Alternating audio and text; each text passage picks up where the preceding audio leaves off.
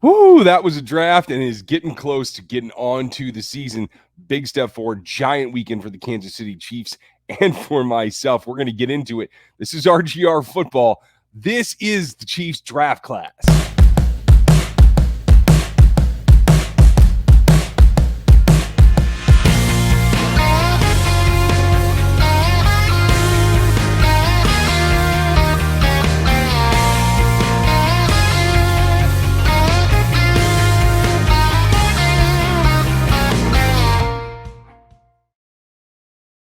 Welcome back, everybody. I'm Ryan. This is me going rogue. This is RGR football on the day after the draft, and this has been fun. As you can tell, my voice is pretty wore out from 3 straight days, 18 hours of doing draft coverage, pick by pick by pick, the entire way. If you missed it, I don't know why you would go back and rewatch that much, but you can always find some clips and stuff over the Locked On NFL main YouTube page. Where we stream from the studios down here in Dallas, Texas. I'm getting ready to get on a flight. Wanted to give you my recap here, and you'll see this Sunday night while I'm flying.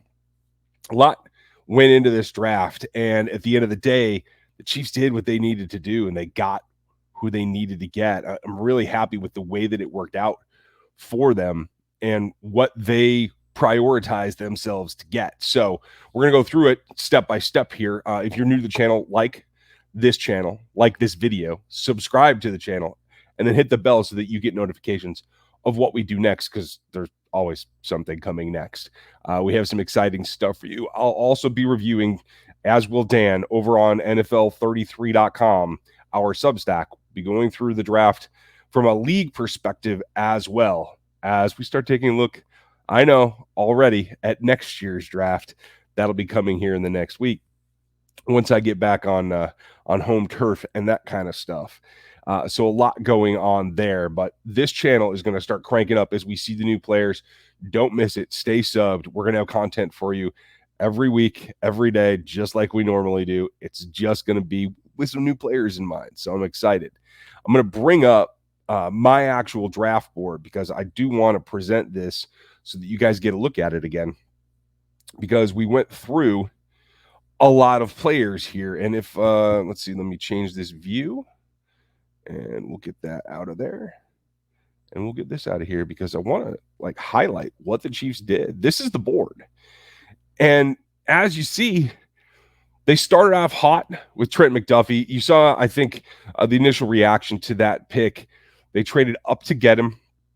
I know a lot of people were fired up and wanted to see them take the pass rusher, Jermaine Johnson there. But this is exactly where I had Trent McDuffie slotted, right there at the 18 to 20 range. And then this group below where you see Andrew Booth Jr., that is like the last 10 picks. So that's 22 through 32. So they literally got McDuffie exactly where they should have, and exactly where I had him on the board. So that's great value. Even though they traded up and they didn't maybe take the player that everyone wanted, they went and did what they had to do, and they got good value for it, not overdrafting somebody that was down here or something like that. And so that makes a very big difference. So kudos to them. Karlaftis they brought in next, and you heard some reaction there. Not the player that I would have picked, at least not in the first round. Now, that's not to say that I don't like the guy, because I do. It's just that I had him, you can see here, I had him around 50. And I personally like Cam Thomas a little bit better. Cam ended up going in the 80s in round 3. So the league saw him a little bit differently than I did. We'll worry about that when we worry about that. But the point is much like Nick Bolton, I had Bolton at the 3rd and he went in the 2nd. I had Karlaftis here in the middle of the 2nd, and he went at the end of the 1st. We're talking about 15 picks difference. So this is by no means a stretch. I don't think they overreached. They just liked him more than I did. That's okay. They felt that they needed a classic power edge, much like Spags. And so that's what they did, and good for them. They know their type, and they went and got it. And I have to give them kudos for that. I think they did a very good job. Sorry for the voice here today, you guys. Very much wore out from all the talking and yakking all weekend. But that's where things started to get really interesting. And that's what I like that they did with the rest of the class, because that's not enough. Yes, if you look at the board here, you can see that, you know, the left half is offense and the right half is defense. And you can see clearly they targeted defense as they should have. That's been their weakness. That's what they needed to take care of, and they did. But their first pick on the offensive side was Sky Moore here, and I like that pick. You can see I have him right here at the bottom of the second, and they did great to get him, honestly, a little bit ahead of where I had him. Let's see, I would have had him just in this Mechie range right here. So that would have been, I had Sky in the 27 to 32 of the round, and they took him just at 22 of the round. Not a problem at all. Great value. They liked him a little bit better than I did. Not a big deal. Again, hitting the targeted value, not overreaching, not blowing or falling in love with somebody that they went to go get way too early. So really, really like this. Now, I think probably the pick that I'm most excited about is Brian Cook, because I had him right in here in the 70s is where I thought was a good spot for him. And he went right there at 64. So you really can't, or I'm sorry, 62. You really can't get better than that. Like, again, they didn't reach. They let it go. They let it come to them, and that was perfect. Brian Cook's going to play a lot of reps in this particular defense. Like, I can see him doing a ton. And here's the interesting thing. A lot of folks want to see Trent McDuffie go inside to the nickel. I'm not so sure that that's exactly what they want to do, but they can. And that's the best part is you can rotate. You can have Cook play that robber. You can have him drop down into the box and McDuffie can replace. You can have LJ move around as well. Snead can do it all. I think actually all three of those guys will eventually be playing multiple roles, and that will help Spags decide when he wants to send somebody and when he wants to hide somebody. And the deception factor's going to be incredible. I really like how those guys are going to fit in the future with the Jerry Snead, Rashad Fenton as well, obviously with Justin Reed. And we'll see what happens with Juan Thornhill. I don't think Cook is a Thornhill replacement, just for the record. Cook plays near the line of scrimmage, and he plays that better than he plays deep. So this is an addition to the safety group, in my opinion. I don't see that as a direct competition at all. I'm really looking forward to that. They came back then and got one of the four most explosive linebackers in this draft class in Leo Chenal, a guy that plays downhill like gangbusters. He has some, I think, growth there in pass coverage, much like we talked about with Nick Bolton last year. He could drop into a zone fairly well. He has the athleticism to get that done. It's about the instincts, and it's about turning and maneuvering with pattern matching with what a receiver's doing. He has a ways to go on that, and that's okay, because he's going to play in the defense. He's going to be the Sam. It is now going to allow everybody to do what they do best. Nick's going to be the middle. Willie's going to be the Will, and Chenal will come in as the Sam. That's perfect. That lets everybody do what they're naturally best at, and honestly, what they have the highest upside to become down the line. That's what you want to do, is get the most out of your folks. And then they came back with Joshua Williams. Really like this. Small school guy. I had him, in middle of 4. They took him at the bottom of 4. So they got great value for that. They actually underpaid for him according to where I had him on the board.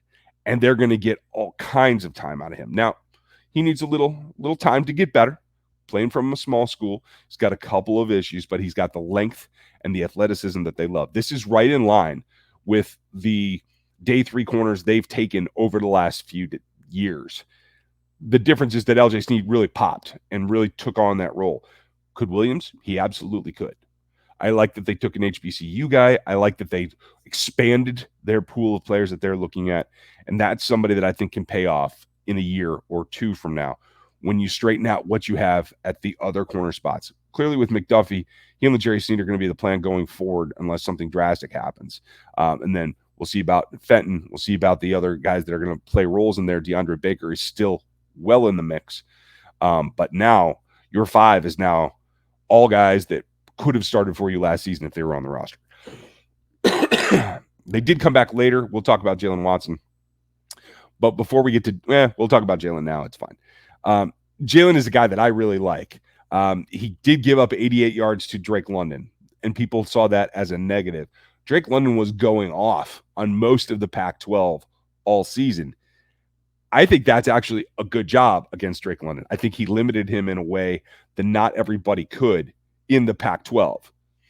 As the alarm's going off here, I really feel that that was a great effort. Can he improve? Sure. Is he stiff-hipped? Yeah. But he has the talent. I think he has the athleticism to get by, and I think his instincts take over for him.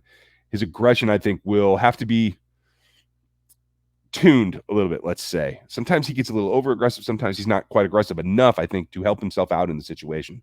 I think coaching is going to go a long way for Jalen Watson. But Rob Rang and I talked about this probably for the last 2 months, is that he had a draftable grade. He's a guy who can come in and contribute, and I love that. And then we get kind of a repeat of last year's draft in that the Chiefs took a lineman in the 5th round that I had in the 3rd. And not at the bottom of third, like in the 80s is basically where I thought Kennard should be. With the extension and all the comp picks and all that, it would have been, top of the 90s. But they come back and get him in the 5th round. It's incredible value. And he is a guy that a lot of people go back and forth. And I said it on the broadcast even too, because I wanted to set the expectation. He can go inside and play guard. He's not going to in Kansas City. But I think that if in an emergency he could, I think he's going to be the swing tackle. He's a guy that I think with a little bit of refinement, he sometimes gets out over his feet. He got famous for getting blown up at the Senior Bowl by Jermaine Johnson. He also won some of those reps too, so that's a little misleading. But Darian Kennard is a guy that is now your swing tackle. If he can get there in the first half of the season, he should be in that role. I know Wiley will probably start for Niang to begin with. We'll see what happens from there. But down the line, he's a guy that can be the swing tackle. He can be a backup guard. If and when you decide that Joe Thuney's contract in 2 seasons from now and you're going to move on from that, age is going to be a factor with Joe Thuney in a few years. Now you have a guy that could probably go in and play guard as well. And I like that before he gets to his 2nd contract. So that's something to keep an eye on. And again, they got great value. And that's what comes down to it, is you're going to get a 3rd round graded player in the 5th that can step in and give you meaningful reps, especially because your right tackle's hurt. So very much like the Trey Smith selection last year, I really see those as kind of parallels that I really, really enjoy. And so when we take a step back, what did they do? They took 7 players on my board for them. And that's a huge haul. Let me make sure I counted that right. 3, 4, 5, 6, 7. I'm sorry, 8. 8 players on my board in a 7-round draft. So that volume of picks that they had really paid off for them as well. And that's going to be something that this draft class is going to be somebody that contributes on a number of levels for a pretty long time. Now, they also finished out guys that weren't on my board as well. And late in the 7th round, you're going to find those, because especially 7th rounders, it's about pick your poison. It's picking guys that you think fit, that you really like for your team. That's really all that it is. So I can't really predict that for this team all the time, because one thing could stand out to them that kind of puts them on the board. So Isaiah Pacheco is one, the Rutgers running back. And I think that they like the way he runs. He runs hard. He's a guy that I think can jump into the room. And with Rojo and Clyde and Gore, I don't know if he gets on the field. I don't know that he gets a role or that he's active, but he's a guy that should push, should be on the practice squad no matter what, and should push for that roster over and over. Najee Johnson is not a player that I had film on, so I have not seen him. But he's there for special teams. At the 7th round picks at that level, almost the end of the draft, you're playing for teams, and they need teams players. You see that they've already signed a pretty healthy volume of UDFA free agents as their continuation of the draft, and they've done really well so far. I'm going to do a rundown probably tomorrow, and we'll answer the Q&A tomorrow night about those UDFA guys.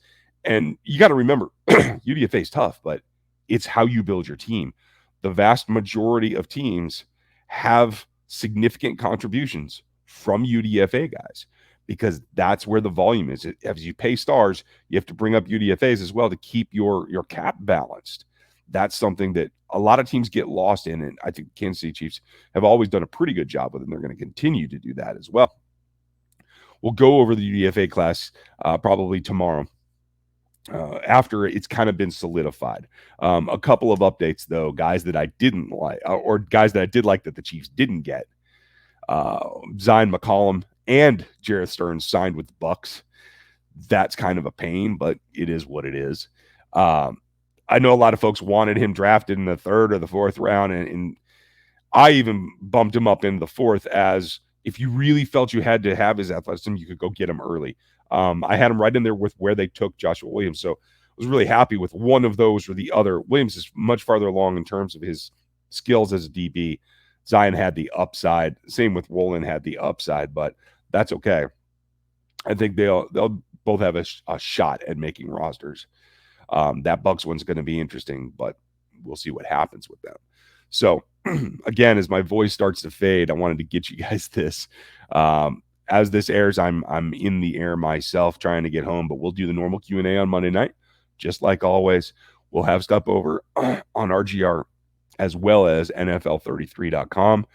The Locked On Chiefs show keeps going. The Locked On Draft keeps going. We'll be doing grades here very, very shortly, folks. And I know everybody loves grades, so we're going to get into that as well.